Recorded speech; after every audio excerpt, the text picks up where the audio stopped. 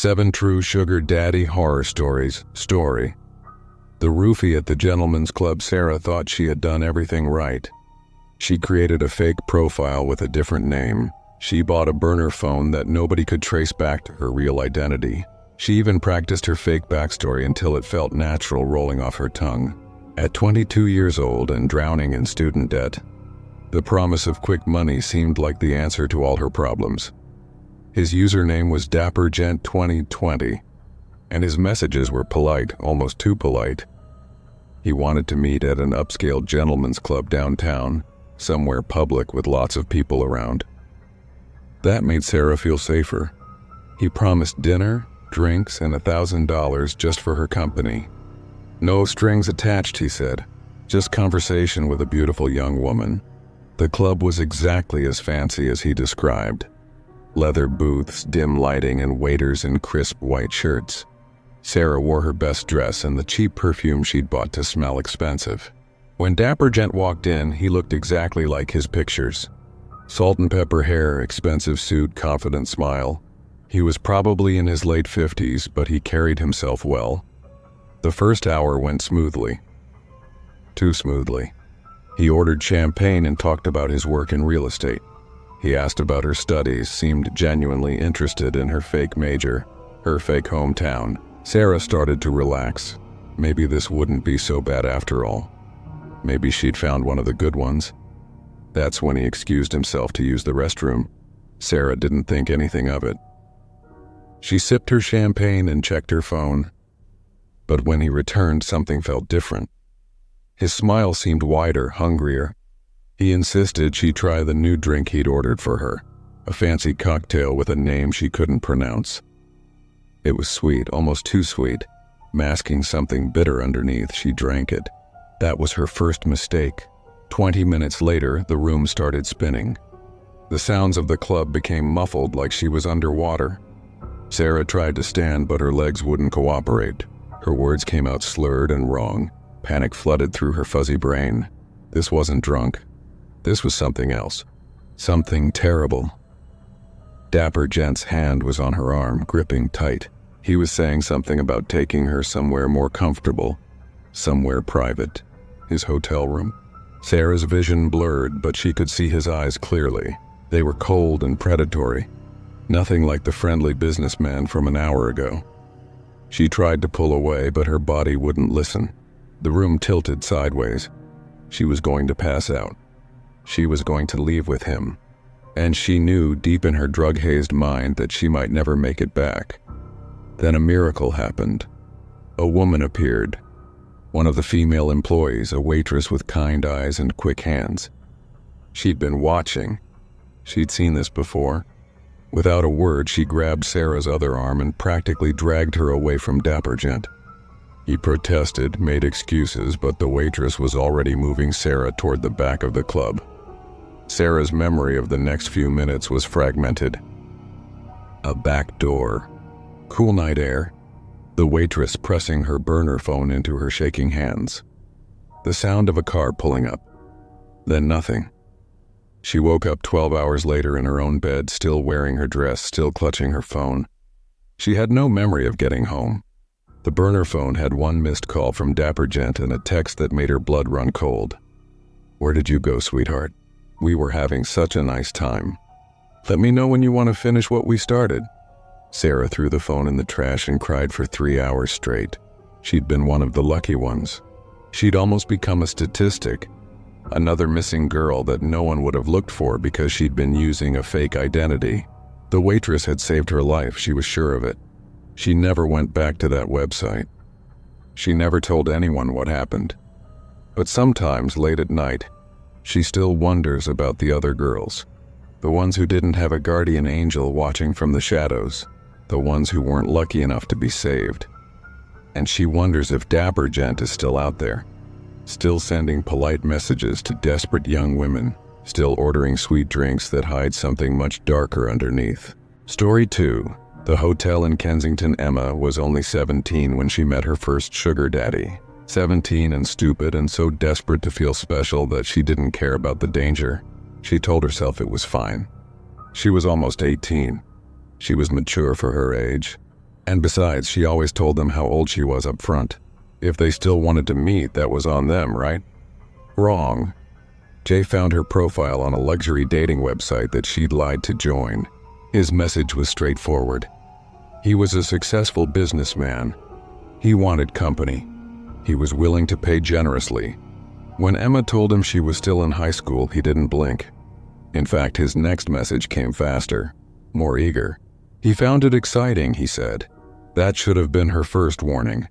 They arranged to meet at a 5-star hotel in Kensington. Emma wore a checkered yellow and black dress that she thought made her look older. She took the train into the city, her heart hammering the entire way. Part excitement, part pure terror. She'd never done anything like this before. The hotel was more beautiful than anything she'd ever seen. Marble floors, crystal chandeliers, staff in elegant uniforms. Jay was waiting at the hotel bar, and he looked exactly like his pictures. Older, distinguished, expensive watch on his wrist. He smiled when he saw her, a smile that didn't quite reach his eyes. Emma ordered water. Jay ordered Prosecco for both of them. The waiter didn't ask for her ID. He didn't question why a schoolgirl in white sneakers was sitting with a man old enough to be her grandfather. He just poured the drinks and walked away. Emma felt a chill run through her. Did this happen often? Did they know what was happening here? The Prosecco went down easy. Then another glass. Then another. The anxiety in Emma's chest started to fade, replaced by a pleasant warmth. Jay was charming, funny even. He asked about her school, her dreams, her life. He made her feel sophisticated, adult, special. After dinner, he suggested they go upstairs to his room, just to talk more privately, he said. The bar was too loud. Emma knew what he really meant. She'd known from the beginning what this was. But the Prosecco had made everything fuzzy and pleasant, and the money he'd promised was already in her purse. 500 pounds in crisp bills. The room was enormous.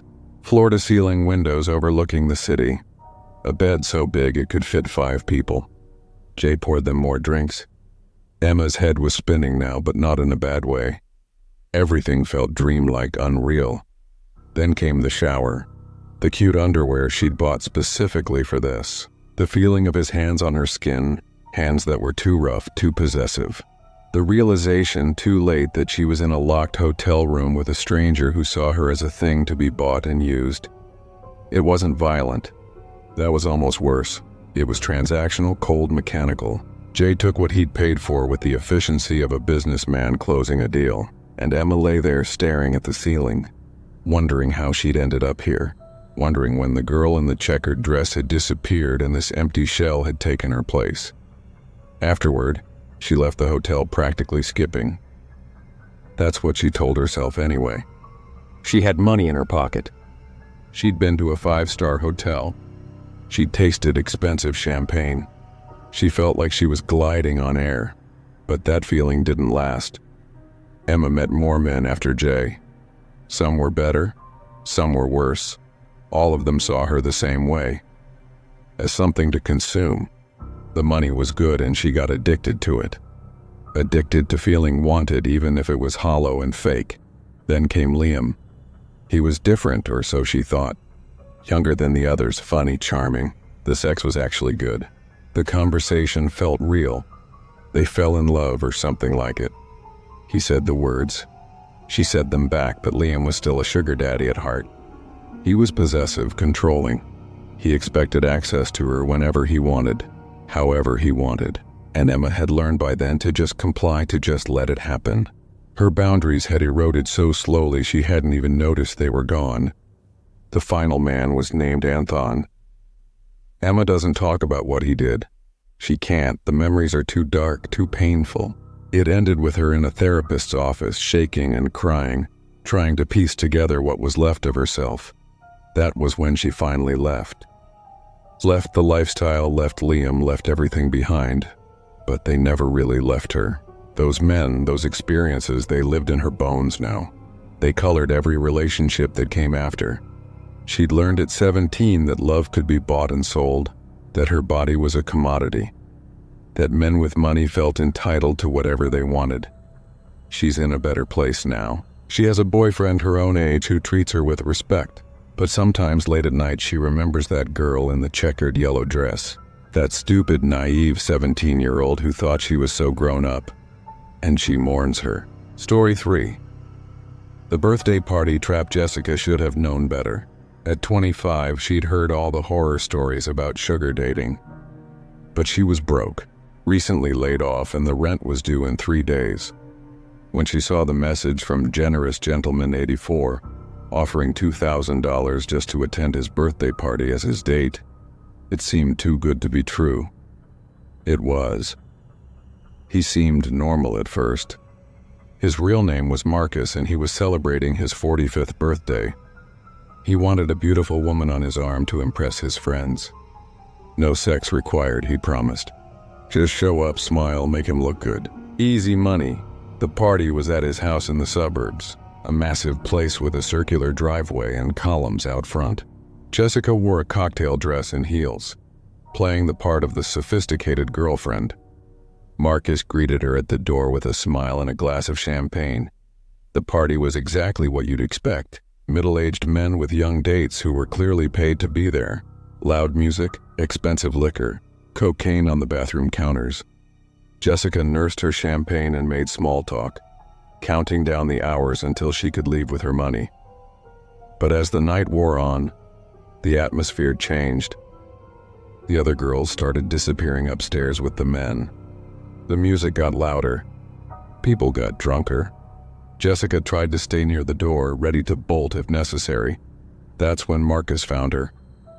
He was drunk now, slurring his words. His friendly demeanor had evaporated, replaced by something uglier. He grabbed her wrist and pulled her toward the stairs. Time to earn that money, he said. The other girls were taking care of his friends. She needed to take care of him. Jessica tried to pull away. She reminded him of their agreement. No sex, just companionship. He laughed in her face. You really thought I'd pay $2,000 just to have you stand around? He sneered. Don't be stupid. Everyone knows what this is. He dragged her up the stairs. Jessica's heels caught on the carpet.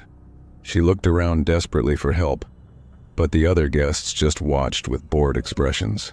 This was normal to them. Expected. She managed to wrench her arm free at the top of the stairs. Marcus stumbled and she ran. Through the hallway, down the stairs, toward the front door. She could hear him behind her, shouting obscenities, calling her names.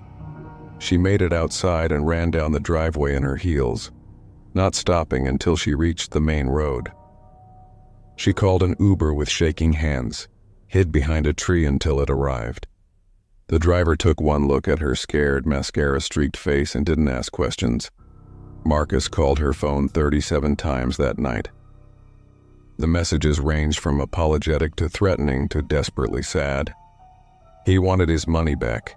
She'd ruined his birthday. She was a tease, a liar, a whore. She blocked his number, but he found her on social media. He sent messages from different accounts. He knew where she lived, he said. He knew where she worked. He was going to make sure everyone knew what she really was. Jessica filed a police report, but they said there wasn't much they could do. She'd gone to his house willingly. There were no witnesses to the assault. It was her word against his. For months she jumped at every sound. She checked over her shoulder constantly.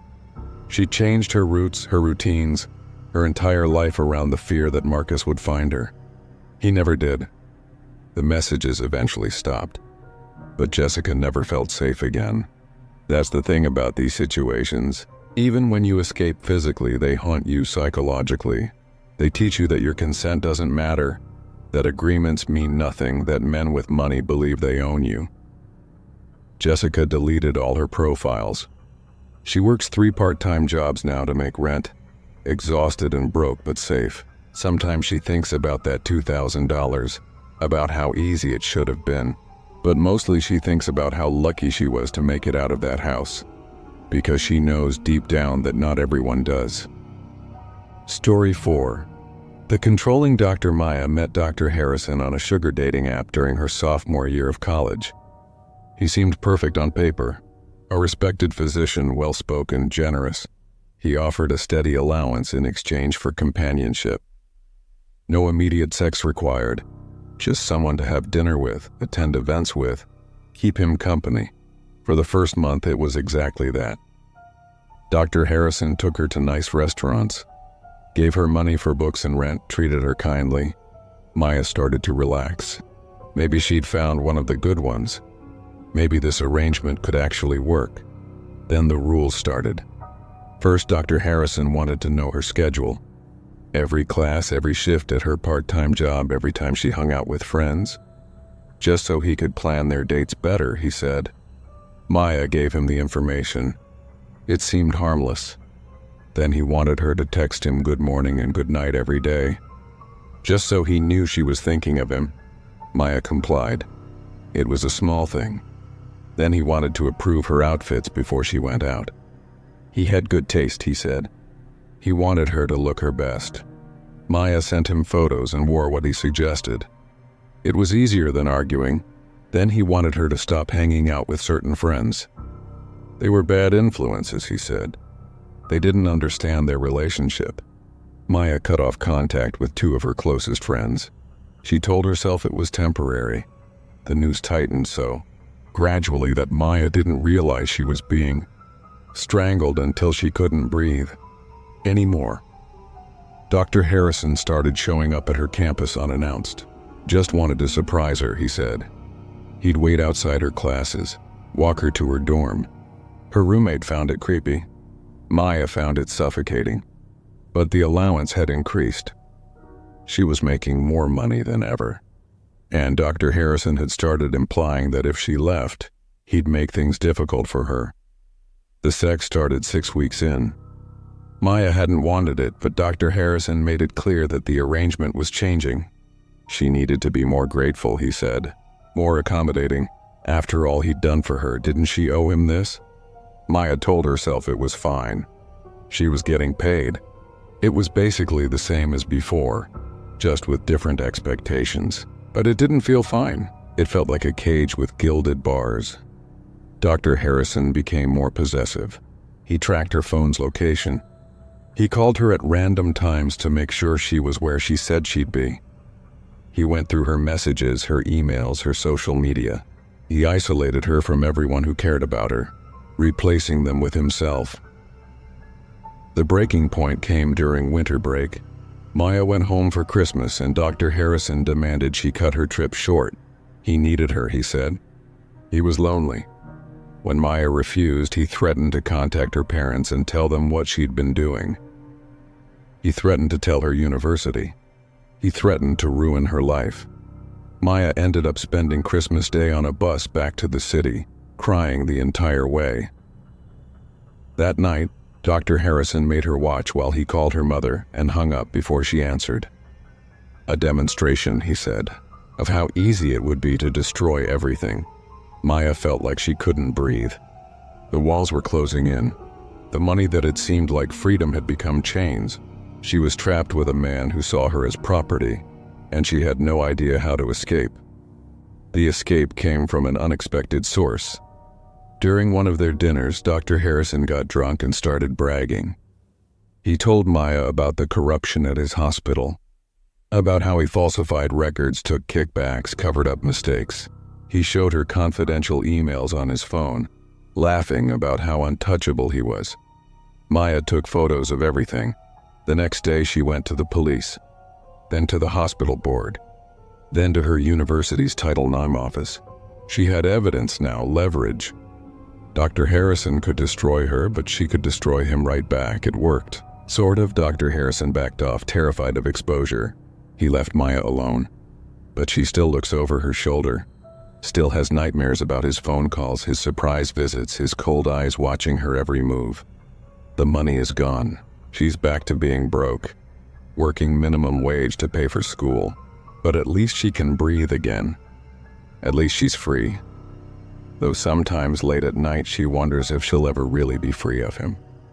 Trauma doesn't dissolve just because the threat is gone. It lingers like a ghost, reminding you of how easily you can lose yourself. Story 5. The bar blackjack dealer Nicole was 31 and freshly divorced when she met him.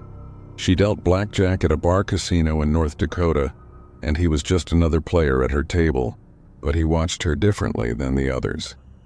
His eyes tracked her movements, lingered too long on her body. When she caught him staring, he didn't look away. He smiled. After her shift, he approached her at the bar. He was older, probably 70, but wealthy. You could tell by the watch, the shoes, the way he carried himself. He asked if she minded older men. Nicole, exhausted from her divorce and desperate for the validation, said, "That depends." It was the wrong answer. They arranged to meet for dinner. $500 just for her company, he promised. Nothing sexual. They'd have drinks, conversation, maybe dinner. Nicole had heard about sugar babies making good money without doing anything more than talking.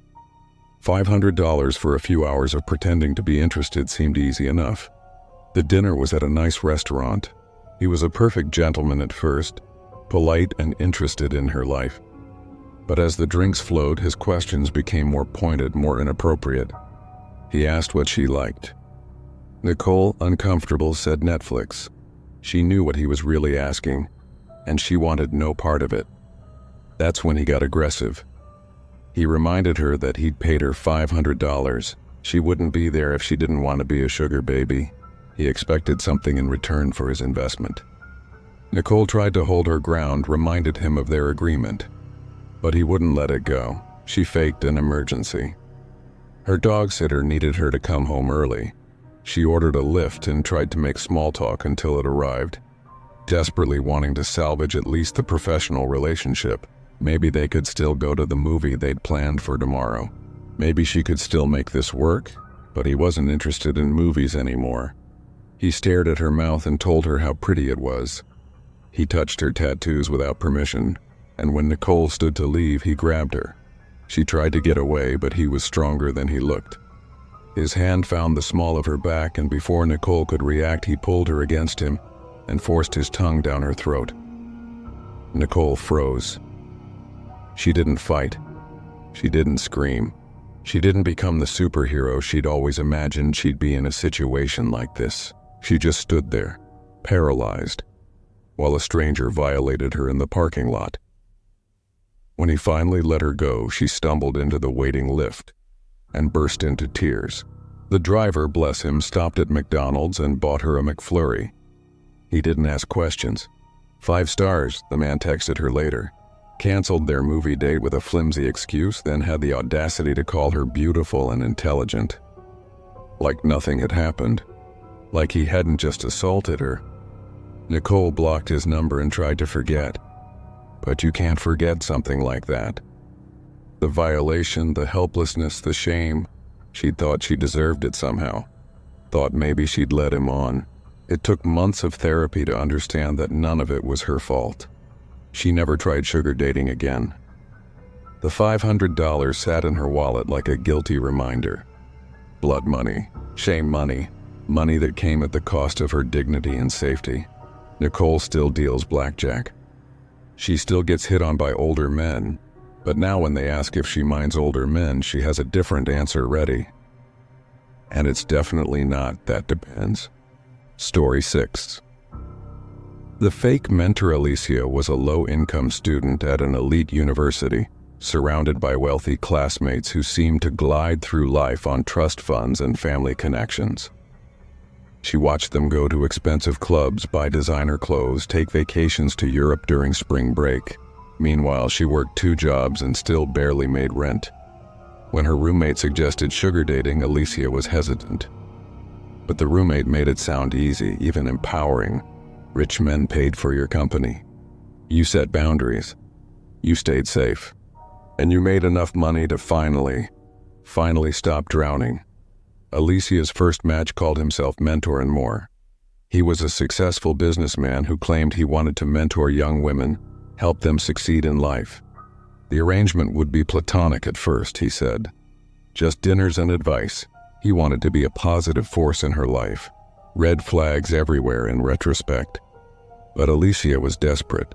Mentor and More, whose real name was Richard, seemed kind at first. He took her to nice restaurants and asked about her studies. He gave her career advice that actually seemed useful. He asked about her financial struggles and offered to help with rent. No strings attached.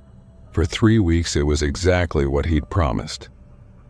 Richard paid her rent, bought her textbooks, even gave her a monthly allowance. No physical contact beyond a hug goodbye. Alicia started to believe she'd found a genuine mentor. Then came week 4.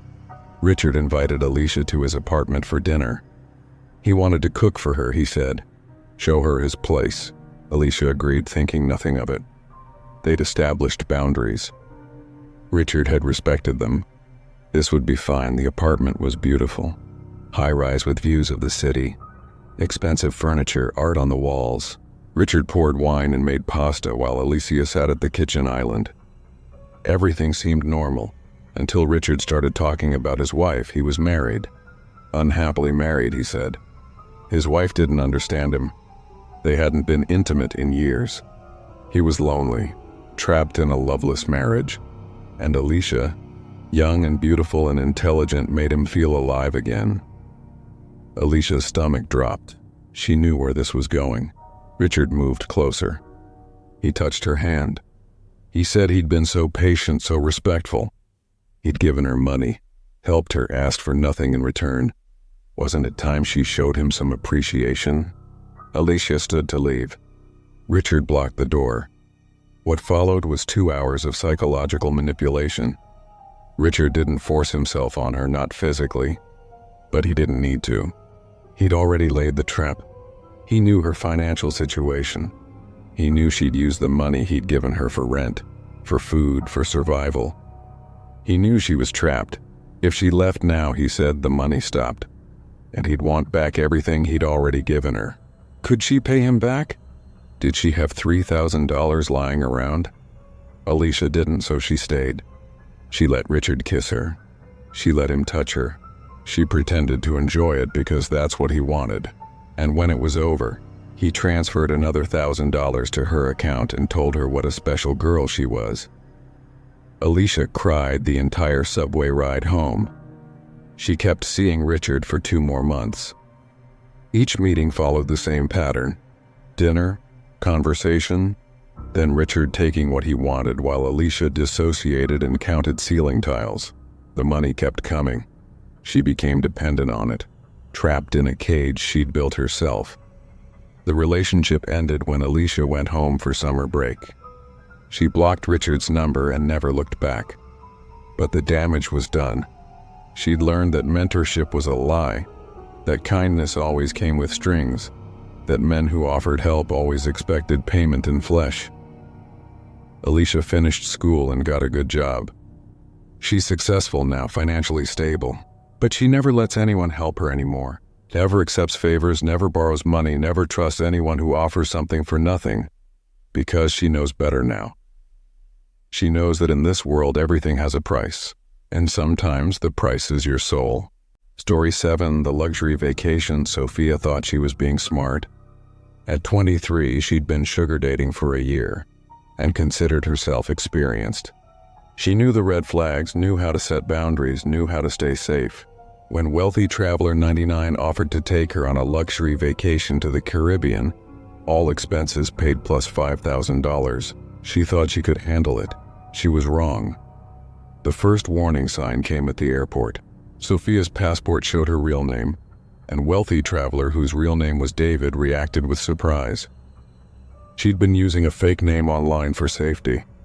Now he knew who she really was, where she really lived. Everything. David laughed it off, said it was fine. They should be honest with each other anyway. Sophia's gut twisted, but they were already at the gate. The tickets were booked. $5,000 was waiting. She got on the plane. The resort was paradise. White sand beaches, crystal blue water, a private villa with its own pool. For the first day, Sophia let herself relax. David was charming, funny even. They had dinner on the beach, drank expensive wine, watched the sunset. It felt almost romantic. Day 2. Everything changed. David took Sophia's phone while she was showering. When she got out, he was scrolling through her messages. He'd seen texts from her friends, from other sugar daddies, from her actual boyfriend back home. Sophia had been juggling multiple arrangements and relationships. David was furious. He didn't yell. That would have been better. Instead, he got cold, calculating.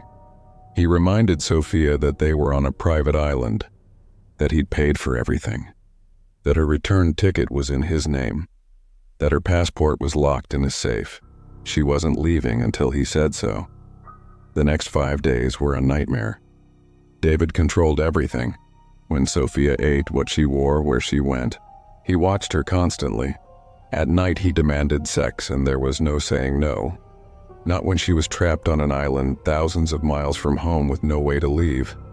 Sophia tried calling for help, but David had taken her phone and laptop. She tried talking to resort staff, but David spoke Spanish fluently and she didn't. He told them she was his girlfriend, that she was being dramatic. They believed him. She was completely isolated, completely at his mercy. David's demeanor shifted between charming and cruel. Sometimes he'd apologize, say he overreacted, promise things would get better. He'd take her to nice dinners and buy her jewelry, playing the generous boyfriend. Then she'd do something he didn't like, say something wrong, and the mask would slip. He'd remind her that she was stuck there, that no one knew where she was, that she'd agreed to this. Sophia spent those nights staring at the ceiling, fighting panic attacks, praying for the trip to end. On day 7, David's mood improved. Whatever point he'd been trying to make, he felt he'd made it. They flew home and he gave her the $5,000 like nothing had happened. Like he hadn't just kidnapped and terrorized her for a week. Sophia took the money and ran. She blocked David on everything, deleted all her sugar dating profiles, and spent the next month having nightmares about being trapped on that island. The worst part? She couldn't report it. She'd gone willingly. She'd accepted money. She'd participated in an arrangement that existed in a legal gray area. Who would believe her? Who would help her? The money from that trip paid 3 months of rent. But it cost Sophia something much more valuable. It cost her the belief that she was smart enough, careful enough, experienced enough to keep herself safe. It taught her that no amount of precaution could protect her from a man who saw her as property. Sophia works a regular job now. The pay is worse. The hours are longer. But she's safe. She's free. And she never has to look over her shoulder wondering if someone is going to trap her again. Sometimes she thinks about that villa in the Caribbean, the beautiful prison that held her captive, the luxury cage with locks she couldn't see until it was too late. And she thanks God she made it out alive, because she knows in her bones that not every girl does.